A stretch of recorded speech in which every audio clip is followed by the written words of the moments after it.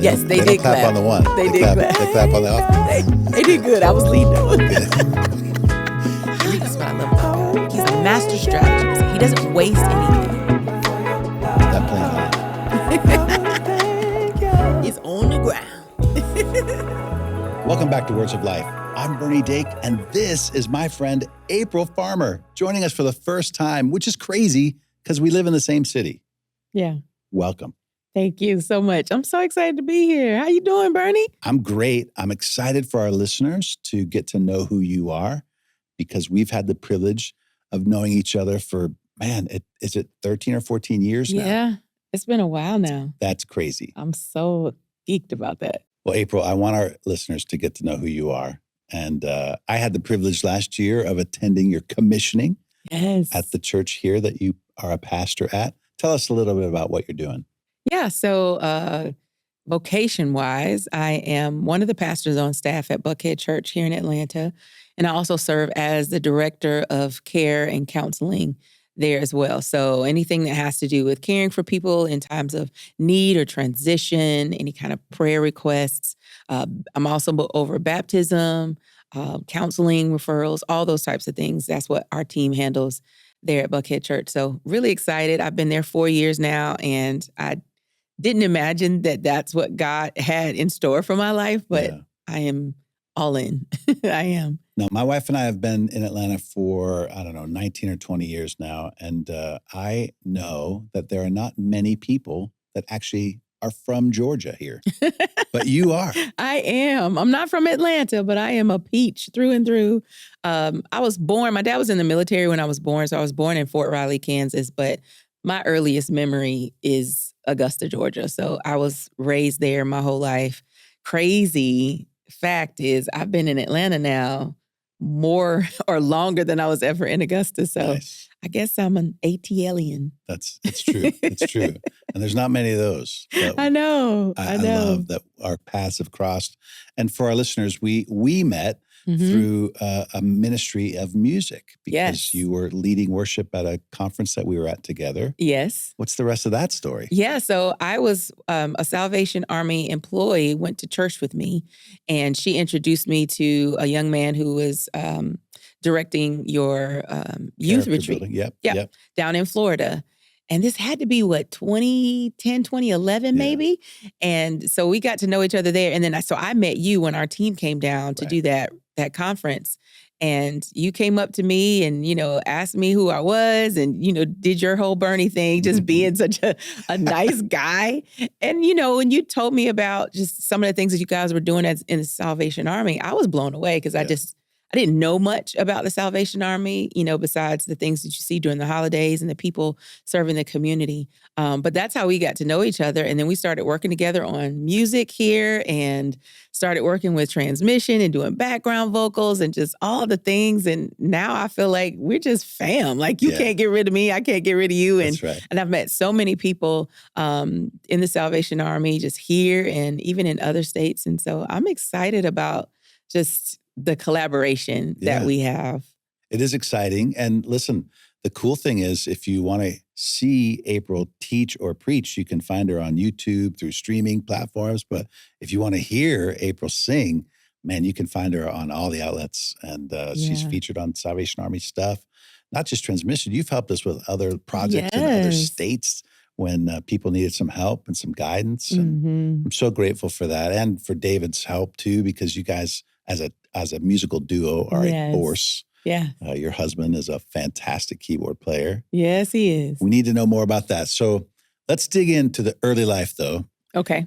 Military brat, Kansas, then you moved to, you are a peach, but high school, college age years, what goes on there, April? Because I know there's a powerful testimony here. Yes. So I grew up as a pastor's kid. So as a pastor's kid, you're at church when it opens, you're at church when it closes. Yeah. You serve everybody all the time. You set up all the chairs, you wipe down everything. I did the transparencies for, worship when we did transparencies. Remember that? And so just grew up loving the Lord, gave my life to Christ when I was about 9 years old. I remember it very vividly and just knew that he was a part of my life and I was a part of his. And so Amen. you kind of grow up in the faith. Yep. But then there's this challenge of learning how to grow in the faith. Does that make sense? Sure. And so once I got to be a teenager, you're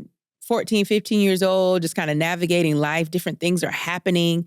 You know right from wrong. Sure. You know what you should do and what you shouldn't do, but you're still wrestling with, well, how do I reconcile what I know from my experiences, from what I'm feeling?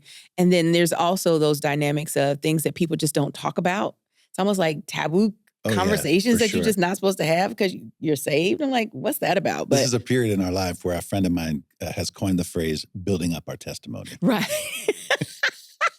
Well, there was a mighty build coming for me that I did not anticipate. But I, just navigating life and just different seasons and different shifts in my life as a young person. And I found myself expecting a child when I was 16 years old. And so I had my first son when I was 17. Now, I'm the preacher's kid who's now going to her parents at 16 years old saying, I'm expecting.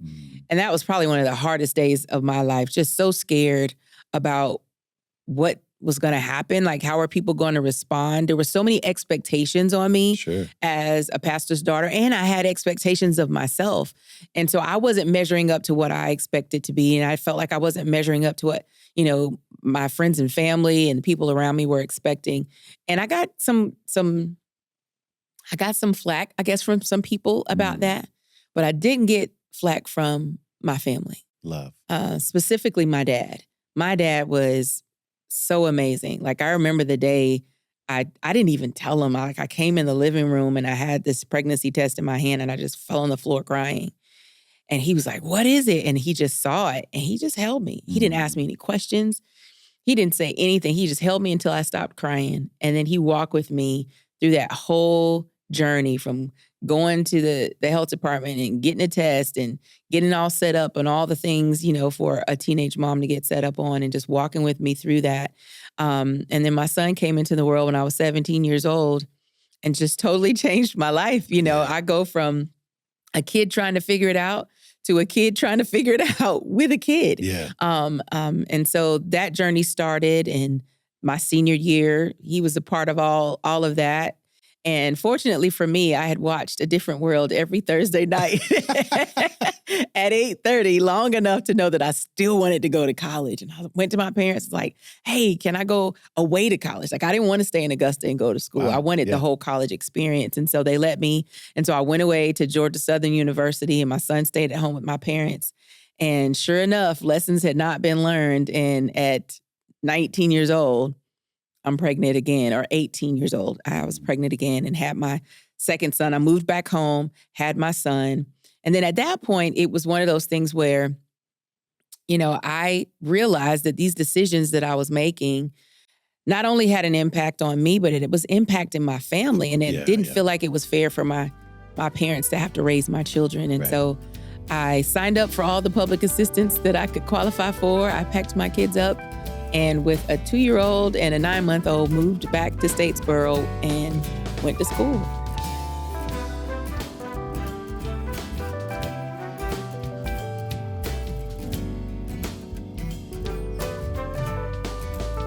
Love the way that you say it, because people may not realize it in the moment, but you keep saying we went to college, we made the move, kind of thing. And I love that, because your boys, now men, are uber talented and love the Lord. Yeah. No question about that. And are raising families of their own now. It's exciting. I can't believe it. I still feel like I'm that 19-year-old kid with 2 babies now. They're definitely out of my house. Right. But it's just time goes by so fast. And when I look back at that journey and I see what God's done, and I see how he carried me and how important my church family was, how important community was in raising them. People always ask me, like, how did you raise 2 kids by yourself for all that time? I was like, I did not do that alone. There was so much community. There was so much help.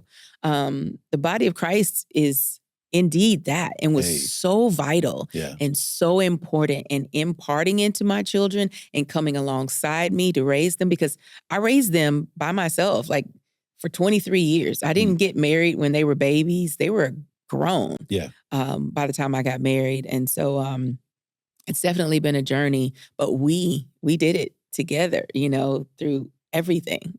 We went to all my rehearsals together. We went to all of everything that I did. They were there. And Yeah. so anything that I had, I gave them, and I gave them the best of what I had. And it definitely wasn't a perfect journey Sure. by any stretch of the imagination, especially now with them being married and having their own kids. I look back and I'm like, oh my gosh, y'all got that from me. Don't do that. Like all those things. No, So, it's an infectious relationship to see you around the boys. Specifically, I wish I could see you around the grandchildren now. yeah. Ama, as your Yes. grandma name. But the cool thing is just watching the interaction that happens so subtly between you all with references to a movie line or a song that you were raised on or that you raised them on, and a lyric that comes to the front of your mind, Yeah. and someone just bursts out in song. And Yeah. I love it. And I love that relationship, April. And I can see the Lord like just weaving together every aspect of what you were poured into, what was poured into you, Yeah. and now what you've poured into them. It's Absolutely. beautiful. Absolutely. And I'm so grateful for that, despite all of the hard times and trying to figure out my way, they came alongside me in figuring that out, in trying to reconcile, how do I walk out my life in Christ in an honorable way, in a way that brings him glory and not walk in shame. And that was a challenge for a long time Yeah. because, a lot of times people don't want to talk about what's actually going on in life. And so you just move on as if, everything's okay. But I carried so much shame for so many years being the single mom, Right. in church. And a lot of times there weren't programs or ministries geared towards single parenting, or they might have singles ministry things, but they didn't have things for single parents. Right. So I was like, well, what about my kids? Can they come? Well, this is not so. So now I have to figure out do I go? Can I find a babysitter? So it was a lot of things to navigate. But as I learned, I did try to pour into my kids, and they were my buddies. We were like the Three Musketeers or something. I love it. It's true. Yeah. When you see your family together, particularly the triune, Yes. the three of you, We call ourselves the originals. it's beautiful. And I'm so grateful that God has let our paths cross. Yeah. And I can't wait to see how they continue to cross Absolutely. in years to come. It's really great to have you here. We've got more to come. So if you're enjoying this part of April's testimony, there's more to come. Come back next week on Words of Life.